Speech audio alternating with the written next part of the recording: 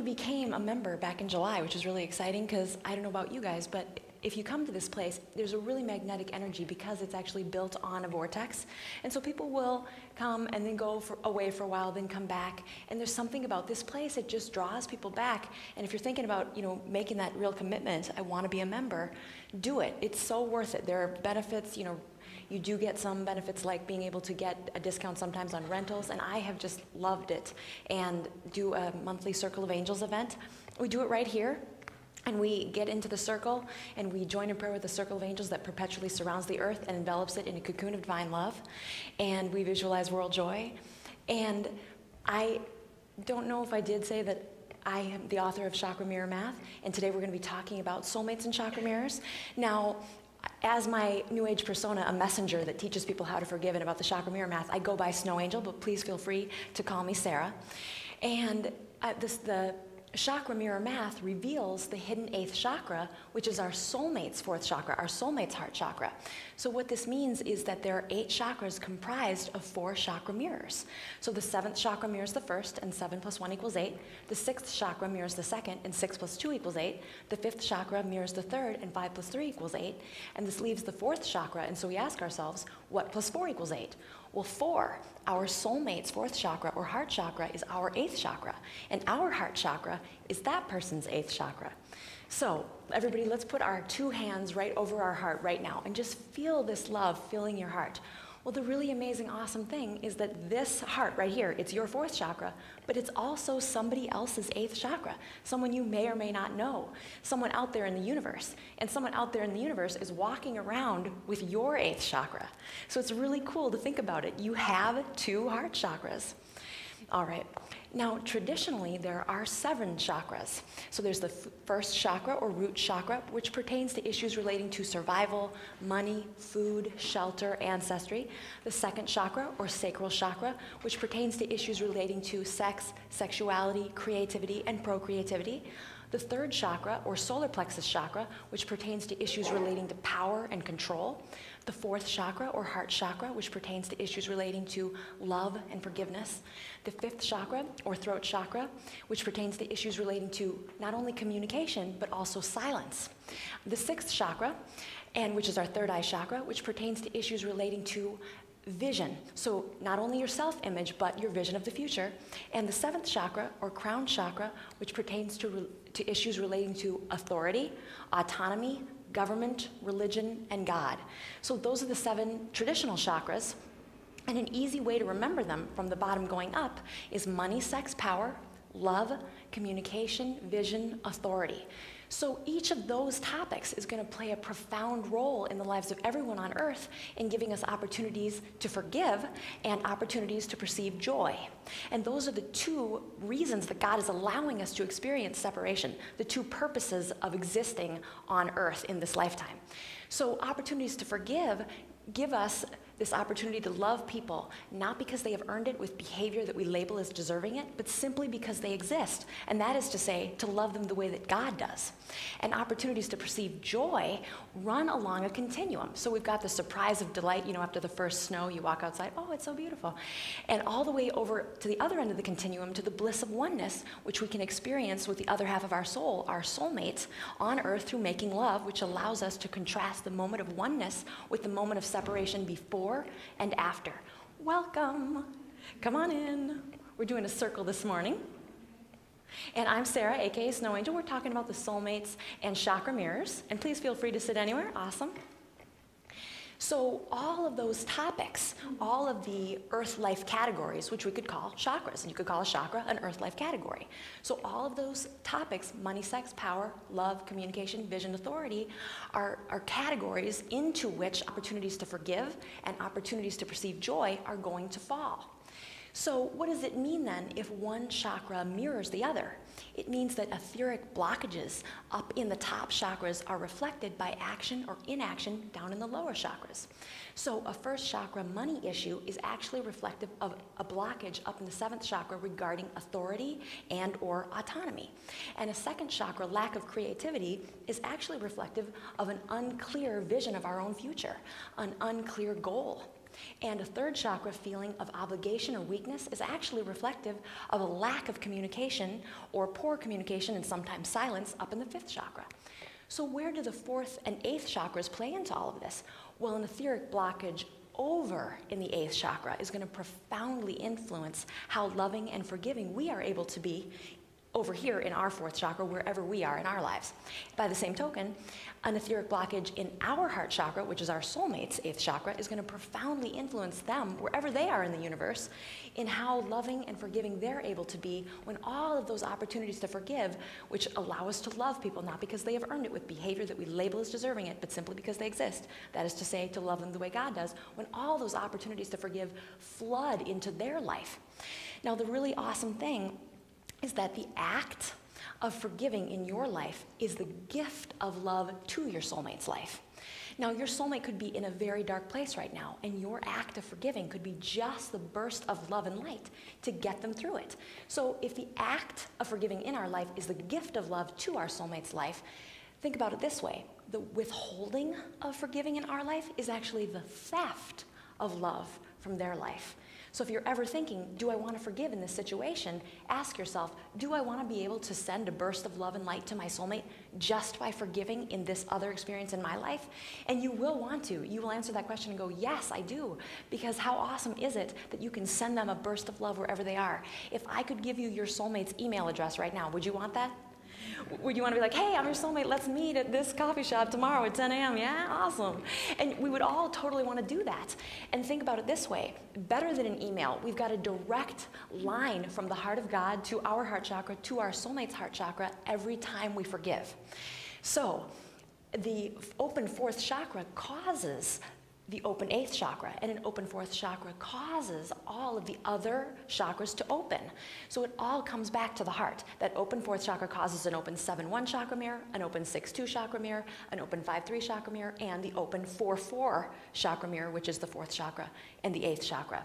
So if an open heart causes all of the other chakras to open, what causes the heart to open?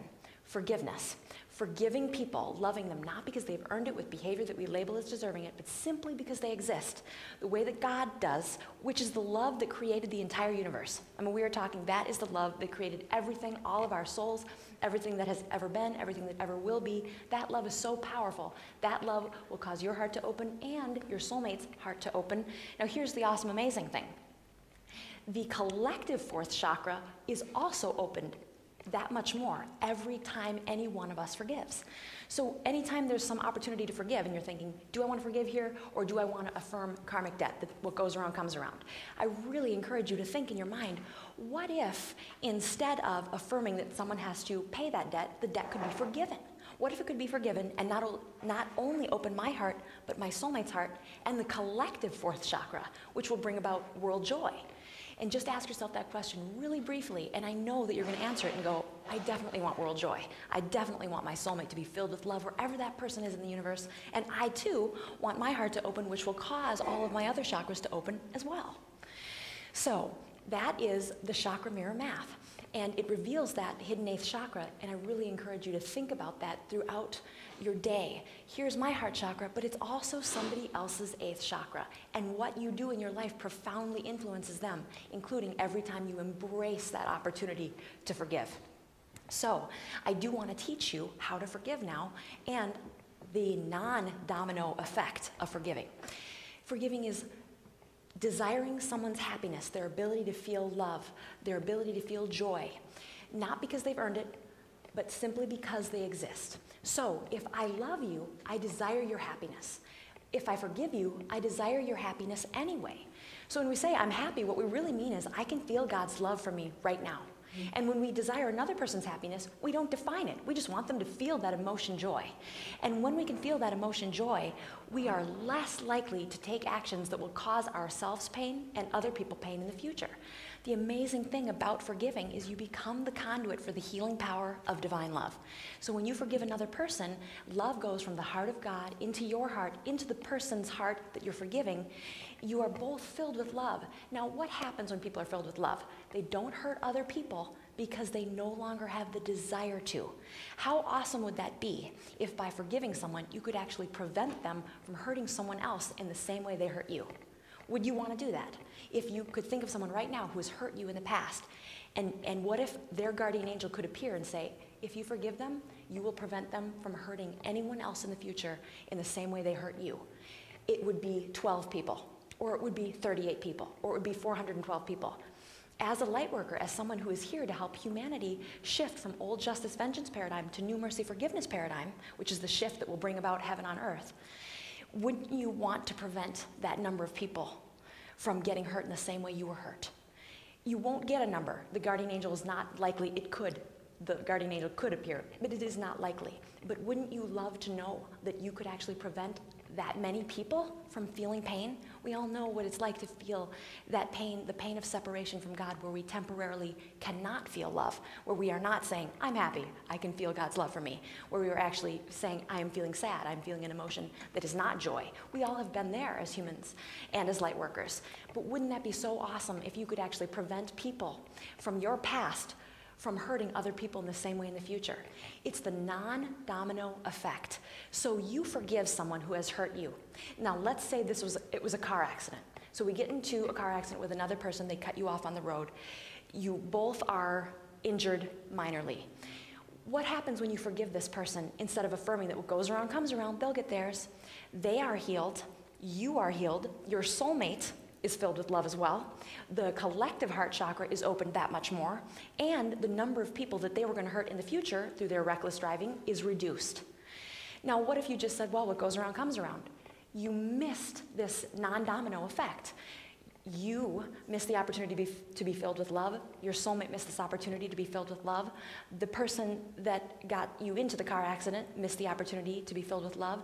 And they go ahead and do hurt other people in future car accidents in the same way. So imagine every time that you don't want to forgive and you want to affirm instead that there's some sort of punishment from God, the wrath of God, or karmic debt. Imagine, wait, how many people could actually be saved from future pain of the same nature just because I give this one act of forgiveness?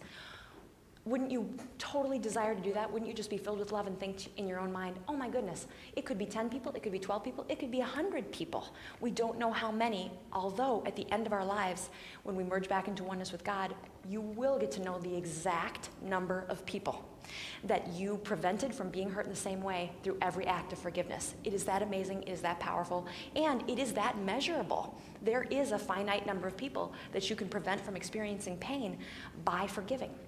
So here is how you do it.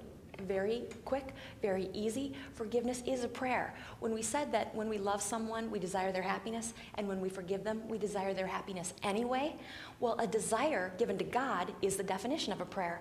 So when you forgive someone, to say this little prayer, God, please let me be healed of all pain and sadness and filled with love. Let the other person be healed of all pain and sadness and filled with love. Please don't let them hurt anyone else the way that they have hurt me in the future. So you're asking for your healing, the other person's healing, and the prevention of future pain of the same nature. So just those three components, that is how you can give that strong burst of love for another person's ability to feel love to God in the form of a prayer. You just simply go, God, let me be healed of all pain and sadness and filled with love. The other person be healed of all pain and sadness and filled with love. And please don't let them hurt anyone else in the same way in the future. Now, this information is also on my website at theforgivenessmethod.com. So if you want to go back and jog your memory on the exact words of the prayer, it is there for you. However, the most sincere, authentic desire for another person's happiness is going to come from your heart in your own words, because the words are not actually relevant. The desire underneath the words is what makes you the conduit for the healing power of divine love, is what makes you the conduit for divine love to flow through your heart and into that other person's heart and heal them and heal you both. So it's just those three parts: me be healed, other person, prevent future pain of the same nature. Now, when you give that forgiveness prayer to God, you are healed. And remember, your soulmate, wherever they are, no matter what is happening to you, wherever your soulmate is in the universe, that burst of love is flooding into their life. And I want you to really think about a slew of presents, okay? A bunch of gifts wrapped beautifully, the most beautiful wrapping paper, all the ribbons, sitting here, okay? Imagine that they're piled on top of the piano. They're piled behind us all the way. They're flooding onto the steps here, all these gifts, okay?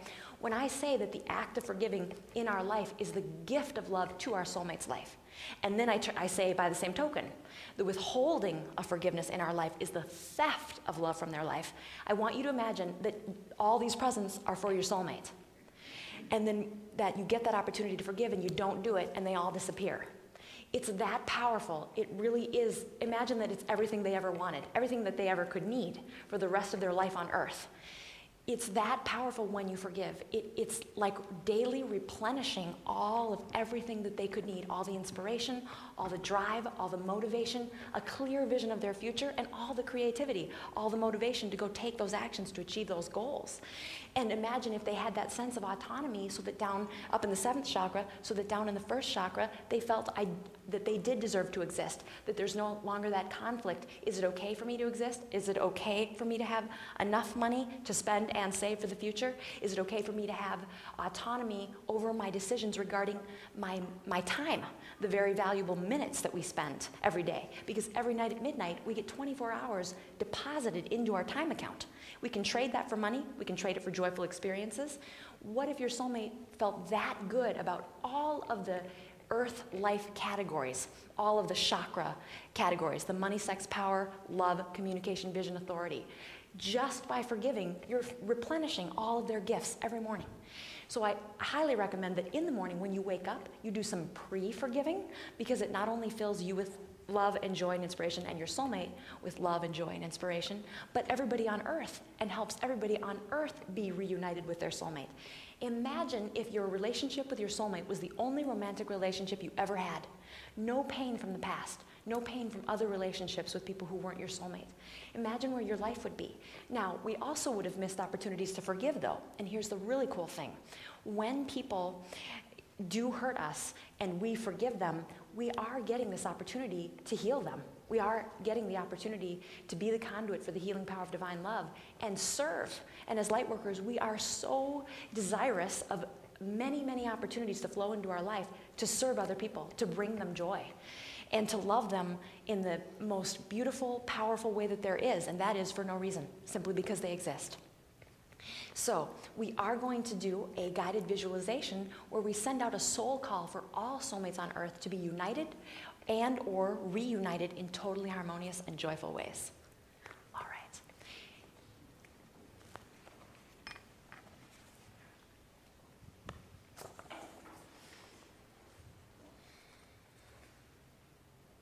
Let's take a moment before we begin to relax into our chairs and center ourselves on our breath. Simply notice the rise and fall of your breath as you settle into your chair and feel yourself sinking deeper and deeper into the seat. Now take a deep breath in and exhale slowly.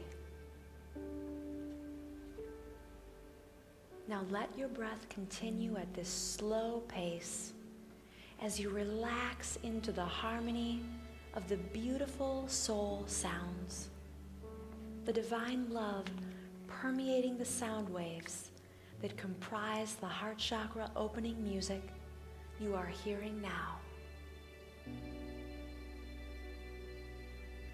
Let the sound of my voice guide you as you sink deeper and deeper into a warm cocoon of light and love.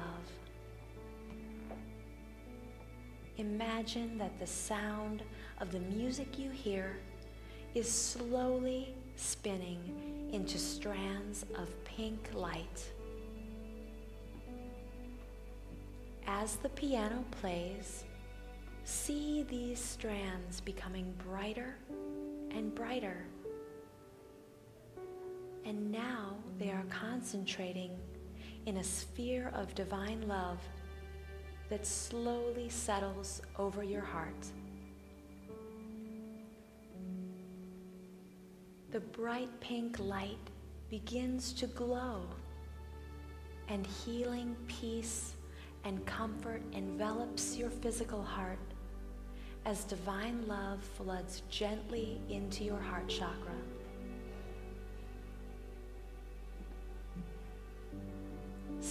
waves of white light billow underneath your body, allowing you to nestle even more deeply into this space of acceptance, this space of safety and security and peace.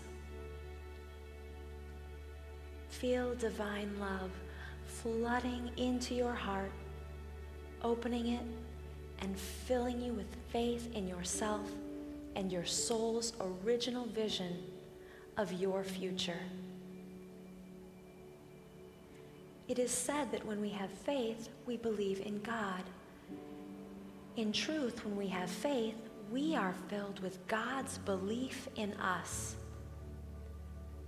Your guardian angel, the being God created to personify this divine belief in your power to take action, to cause progress and improvement, is always with you, believing in you, desiring your happiness, and holding images of yourself as confident and fulfilled, and your future as joyful and fulfilling. Faith starts in the heart chakra, deep inside your heart, where you hold the imprints of anyone who has ever encouraged, motivated, supported, or nurtured your confidence. These people believed in you, and those individuals who were most present and most dominant during your childhood and teenage years made the deepest impressions on your auric field with their faith. Doubt, too, originates in the heart chakra, deep inside your heart, where you hold the imprints of anyone who has ever doubted you, mocked you, discouraged you, or presumed your inability to take action, to achieve your own goals, and to bring joy to yourself and others. These people lacked faith in you, and those individuals who were most present and most dominant during your childhood and teenage years made the deepest impressions on your auric field with their doubt. Who in your life has believed in you the most? Which person from your past and or present has always believed in you, has always had faith in you and your vision for your life, has always desired your happiness without specifying or requiring a certain set of circumstances in order to influence you to build your life according to their image? Who is deepest in your heart because they have desired your happiness the most intensely, the most often? Let's take a moment to join in prayer with that person's guardian angel and ask God to flood their heart with love. Please, God, let this person be filled with joy. Let this person be healed of all pain and sadness and flooded with divine love. I'll pause while you silently give the intense desire for another person's happiness to God in the form of a prayer and become the conduit.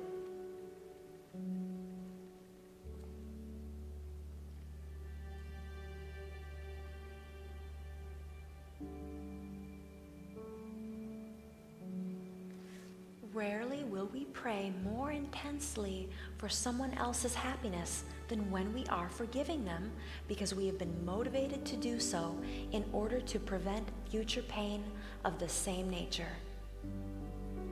Knowing that as the conduit for divine love, we can prevent someone from experiencing the same pain we did is one of the most logical reasons to forgive.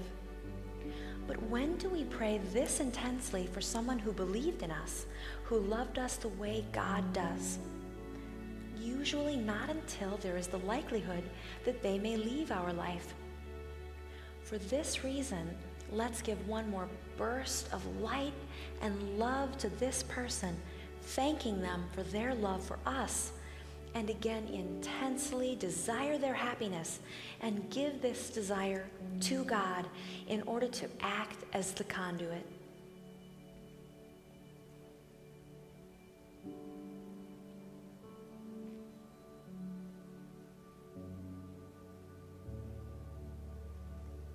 Now, who in your life has doubted you the most? Which person from your past and or present has consistently doubted you or doubted your sincerity and authenticity or second-guessed your decisions or doubted your vision for your life? Who is deepest in your heart because they have desired your unhappiness or lack of success and fulfillment the most intensely, the most often? Let's now take a moment to join in prayer with that person's guardian angel and ask God to flood their heart with love. Please, God, let this person be healed of all pain and sadness and filled with divine love. Let this person be filled with joy. Please don't let this person hurt anyone else the way that they hurt us, with the weapon of doubt. I'll pause while you give the intense desire for another person's happiness to God in the form of prayer.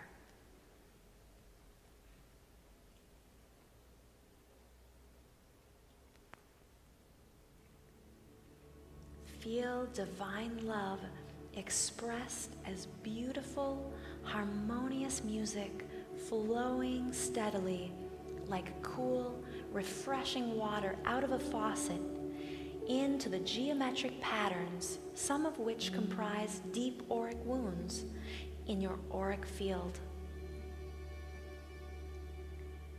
Feel this divine sound along with sparkling beams of divine light, smoothing out any jagged edges of those wounds that were made with the weapon of another person's doubt. And watch as your entire being is filled with bright white light.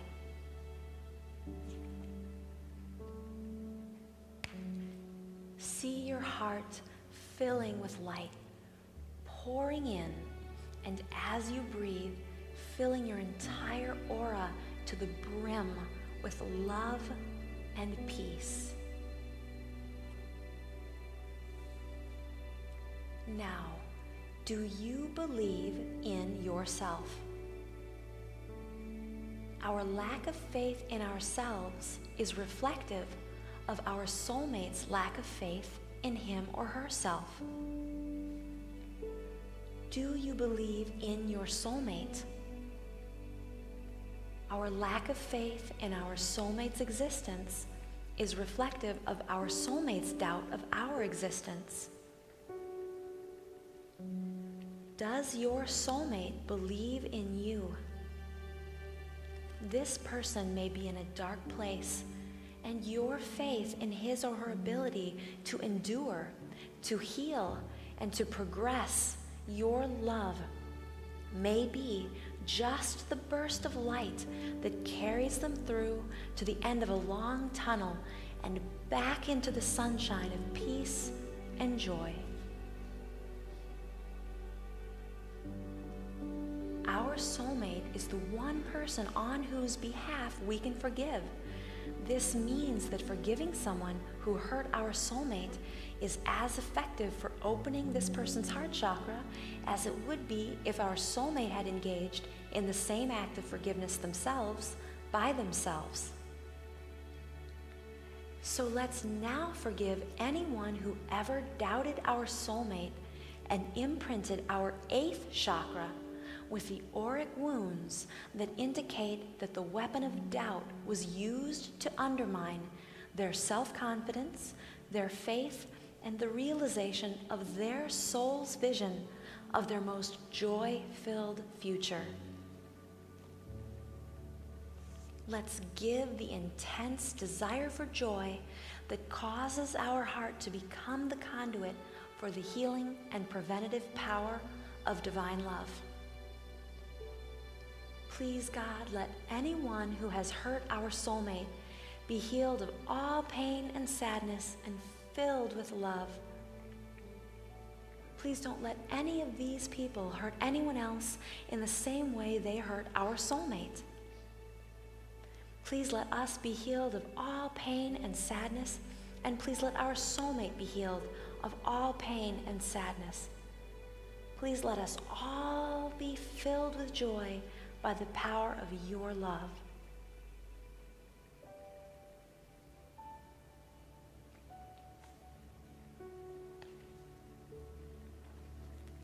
If you know the identity of your soulmate, please visualize the vivid streams of healing white light flowing back and forth between your two physical hearts as each of your hearts is enveloped in sparkling spheres of divine love.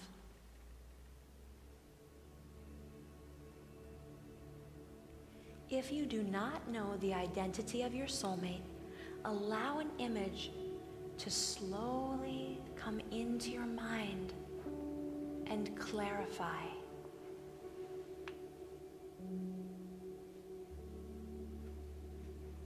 What color eyes does your soulmate have?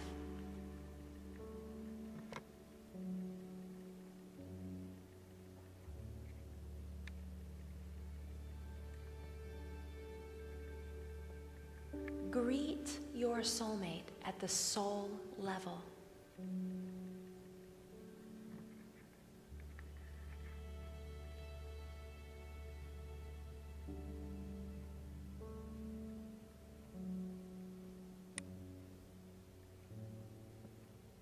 See the sphere of sparkling divine love grow and envelop the two of you at the soul level.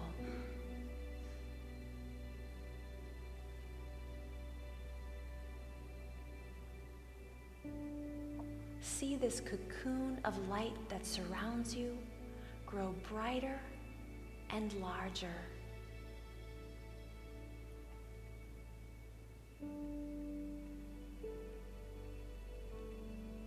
Give the desire for your soulmate's happiness to God. Please let this person be filled with love.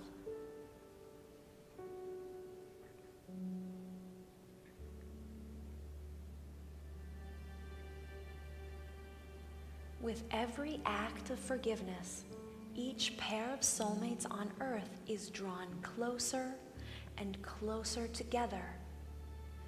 All separation is dissolved by the power of desire, the desire for humanity's healing and happiness. And this desire reunites all soulmates, slowly but surely, everywhere in the universe, and all the pain of separation is healed and transmuted by the power of divine love, and oneness is once again restored. I will be silent now as you remain in this state of conductivity, allowing love to flood through your fourth chakra and into your eighth chakra, no matter where that eighth chakra is in the universe.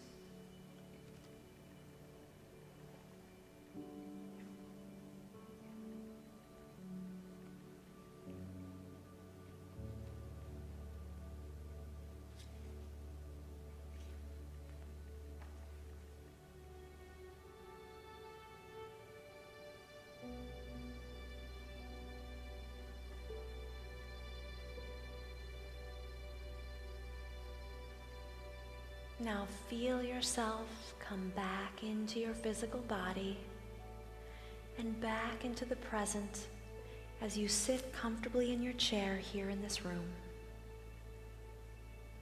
You are so, so loved. The guardian angels of every person in this room send you waves of peace, love, comfort, and countless prayers for the happiness of you and your soulmate. We'll slowly open our eyes and know that we will take this feeling of love and connectedness into every area of our life and into the world.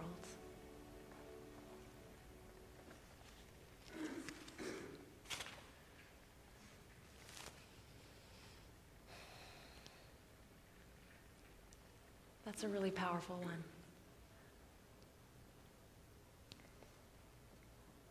Feelings, thoughts.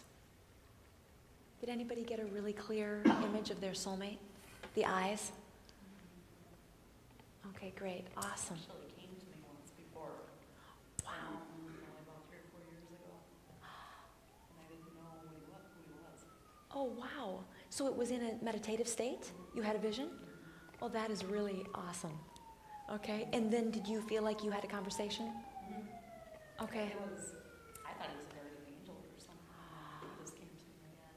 But I saw his eyes this time. Okay. Oh, that makes me so happy. I love it when people really go in deep and really feel that connection. Sometimes when there are many people around, it's harder for us to totally take down that societal mask that allows us to interact with other people in a normal, socially adept way.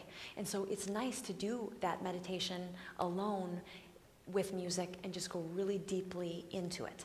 So I'm really glad that you guys had great experiences on that one. Now here's an interesting thing. We may very well want to be with our soulmate and feel at the conscious level, oh, wouldn't that be awesome? Let's be with our soulmate right now, cool. But we have a survival instinct that wants to protect us from the pain of loss. Now why? Because loss causes sadness, and sadness directly conflicts with the survival instinct's compulsion to keep us alive. Why? Because we cannot cry and protect and provide for our offspring or ourselves at the same time. So we have this survival instinct, this very primal part of us, and it's an awesome part of us. It's the part of us that has our reflexes intact. It's the part of us that keeps us from running out into the middle of traffic. So the survival instinct is really awesome. It keeps us sleeping. It keeps us blinking when water or other potentially harmful liquid sprays towards our eyes. The survival instinct is so awesome, and it wants to protect us from loss. It wants to protect us from the sadness of potentially losing our soulmate.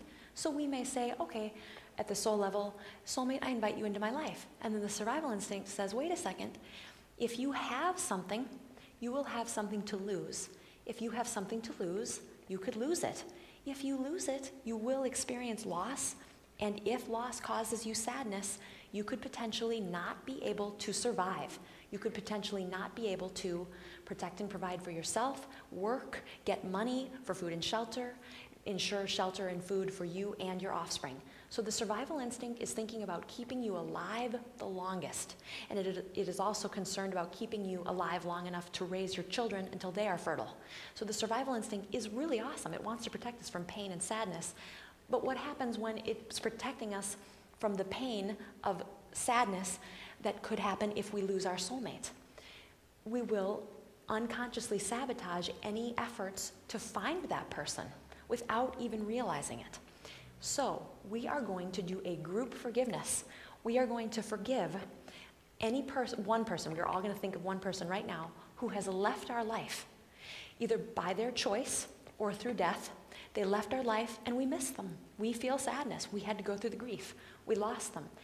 And I really want you to think about this in terms of, it could have been someone from grade school that moved away, that you have not even realized you've been grieving the loss of this person for decades. It could be someone when you graduated from high school or college and you just stopped seeing them every day. You actually still miss them and don't even realize how much. When we lose someone in our auric field, there's an imprint that tells the entire universe that we do not want to feel that pain and sadness again. We do not want to feel it. What heals that imprint? Forgiveness. Forgiveness will fill all auric wounds with divine love and smooth them out so that we stop feeling compelled to protect ourselves from loss. So what if I told you that you were guaranteed to lose your soulmate? This shouldn't come as a shock to you. One of you will die first. Now you both might be pursuing a lightworker path of immortality, and that's a really interesting path, but most souls want to go back into oneness with God and merge back into oneness with God through death and then have another cool life on Earth or maybe another planet. So it's not necessarily bad to eventually think, oh yeah, one day my soul's going to pass from this physical body and go back to oneness with God and experience that realm, and then perhaps another planet or this one again in a future life. It'll be totally awesome. Because you could have multiple lives with your soulmate and think they could all be awesome if you knew how to forgive and open your heart, their heart, and all the chakras and have a great, awesome life. And always be filled with inspiration and drive. So everybody, I want you to think of one person. It might be a past romantic relationship. It might be a parent, a sibling, a family member that died unexpectedly, or it could just be a best friend. It could be a friend that you lost because life just kept you apart and took your paths a different way. So think of this one person's name.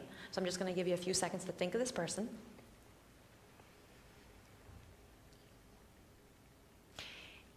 Awesome.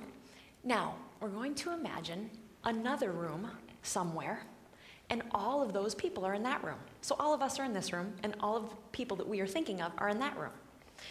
That room is going to be in St. Paul, because we're in Minneapolis.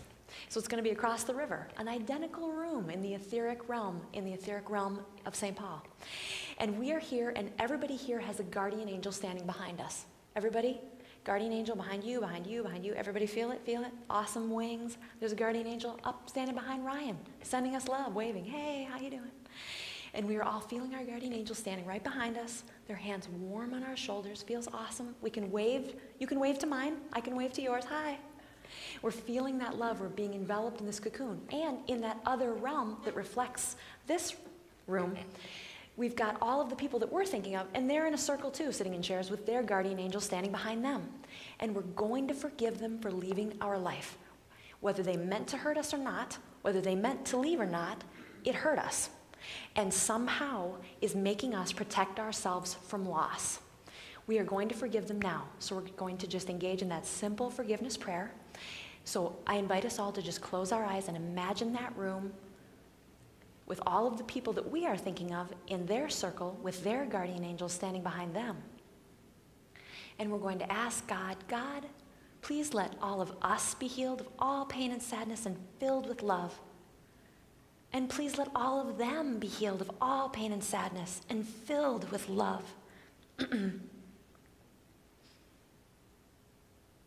Please don't let them hurt anyone else the way that they hurt us by leaving our life. Let us all be healed of all pain and sadness and filled with joy.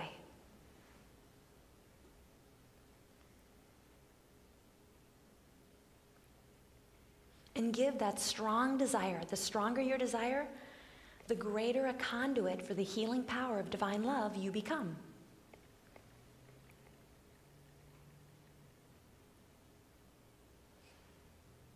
All right. Now, you can do this and give this strong desire for your healing, the other person's healing, and the prevention of future pain of the same nature all the time. And I highly recommend it, that you do it every day. You can even forgive your soulmate for not seeking and finding you, and forgive yourself for not seeking and finding them. And when we do this daily, our heart opens, their heart opens, all of the chakras open, and humanity's collective heart chakra opens even more. Now we've got about 10 minutes left. I just want to thank you guys for being so awesome and bringing such beautiful energy into this circle. It really feels awesome. And I also want to invite you to my monthly Circle of Angels that I do here. It's almost identical to this, only it's 2 hours, and we do 3 guided visualizations. So it's really awesome. Thank you guys for being here. I really appreciate you. And if you want to learn more about the forgiveness method and the chakra mirror math, my website is chakramirrormath.com and theforgivenessmethod.com.